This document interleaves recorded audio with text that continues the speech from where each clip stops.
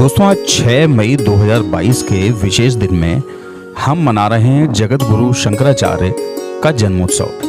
जी हाँ, आज जगत गुरु शंकराचार्य जी का 1234वां जन्मोत्सव है।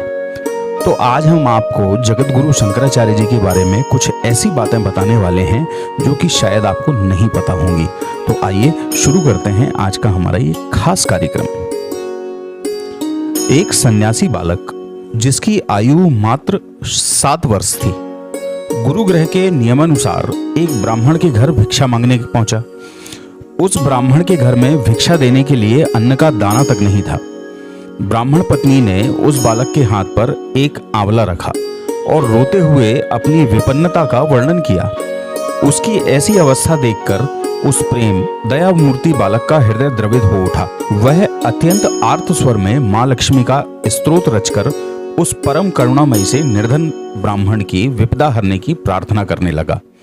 उसकी प्रार्थना पर प्रसन्न होकर मां महालक्ष्मी ने उस परम निर्धन ब्राह्मण के घर में सोने के आंवलों की वर्षा कर दी। जगत जननी महालक्ष्मी को प्रसन्न कर उस ब्राह्मण परिवार की दरिद्रता दूर करने वाला दक्षिण के कालाड़ी ग्राम में जन्मा ये बालक था शंकर। आगे चलकर जगत गुरु शंकराचार्य के नाम से विख्यात हुआ। इस महाज्ञानी शक्तिपुंज बालक के रूप में भगवान शंकर ही इस धरती पर अवतीर्ण हुए थे। इनके पिता शिव गुरु नामपुद्री के यहाँ विवाह के कई वर्षों बाद जब कोई संतान नहीं हुई, तब उन्होंने अपनी पत्नी विशिष्टा देवी के साथ पुत्र प्राप्ति की कामना से दीर्घ काल तक चंद्रमौली भगवान शंकर की कठोर आराधना की। आखिर प्रसन्न होकर भगवान शंकर ने उन्हें स्वप्न में दर्शन दिए और कहा कि वर मांगो। शिव गुरु ने अपने इष्ट गुरु से एक दीर्घायु और सर्वज्ञ पुत्र मांगा। भगवान शंकर ने कहा कि वत्स, दीर्घायु पुत्र सर्वज्ञ नहीं होगा और सर्वज्ञ पुत्र दीर्घायु नहीं होगा। बोलो तुम कैसा पुत्र चाहते हो। तब धर्म प्राण शास्त्र सेवी शिव गुरु ने सर्वज्ञ पुत्र की याचना की। औगड़दानी भगवान शिव ने कहा कि वत्स, तुम्हें सर्वज्ञ पुत्र की प्राप्ति होगी। मैं स्वयं पुत्र रूप में तुम्हारे यहाँ अवतीर्ण होऊंगा। कुछ समय के पश्चात ईस्वी सन 686 में वैशाख शुक्ल पंचमी के दिन मध्यकाल में विशिष्टा देवी ने परम प्रकाश रूप अति सुंदर दिव्य कांति युक्त बालक को जन्म दिया। देवज्ञ ब्राह्मणों ने उस बालक के मस्तक पर चक्र चिन्ह, ललाट पर नेत्र चिन्ह तथा स्कंद पर शूल चिन्ह परिलक्षित कर उसे शिव अवतार निरूपित किया और उसका नाम शंकर रखा। इन्हीं शंकराचार्य जी को प्रतिवर्ष वैशाख शुक्ल पंचमी को श्रद्धांजलि अर्पित करने के लिए श्री शंकराचार्य जयंती मनाई जाती है। आचार्य शंकर का जन्म वैशाख शुक्ल पंचमी तिथि ईस्वी सन 788 को तथा मोक्ष ईस्वी सन 820 स्वीकार किया जाता है। परंतु सुंधवा, जो कि शंकर के समकालीन थे, उनके ताम्रपत्र अभिलेख में शंकर का जन्म युधिष्ठिराब्द 2631 शक संवत 507 ईस्वी पूर्व तथा शिवलोक गमन युधिष्ठिराब्द 2663 शक 475 ईस्वी पूर्व सर्वमान्य है। भगवान शंकराचार्य ने हिंदू धर्म को व्यवस्थित करने का भरपूर प्रयास किया।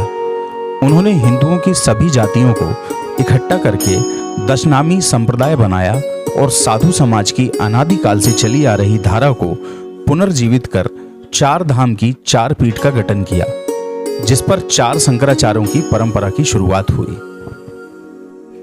ये 4 धाम इस प्रकार से हैं। पहला है वेदांत ज्ञान मठ श्रृंगेरी, जो कि दक्षिण भारत में आता है। दूसरा है गोवर्धन मठ जगन्नाथपुरी, जो कि पूर्वी भारत में आता है। तीसरा है शारदा मठ द्वारिका, जो कि पश्चिम भारत में आता है।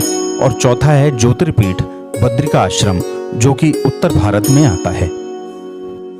मान्यता अनुसार शंकराचार्य जी के 4 शिष्य हुए, जो कि इस प्रकार थे। पहले शिष्य थे पद्मपाद, जिन्हें सनंदन भी कहा जाता था। दूसरे शिष्य थे हस्तामलक। तीसरे शिष्य थे आचार्य मंडन मिश्र और चौथे शिष्य थे तोटक, जिन्हें तोटकाचार्य भी कहा जाता था। ऐसा माना जाता है कि उनके ये 4 शिष्य 4 वर्णों से ही थे।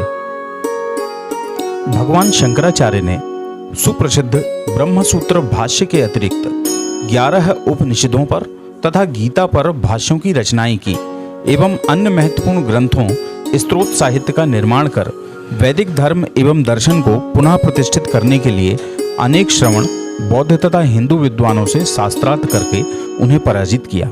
इनके अलावा भी शंकराचार्य जी ने अनेकों ग्रंथों एवं भाष्य जन कल्याणार्थ लिखे।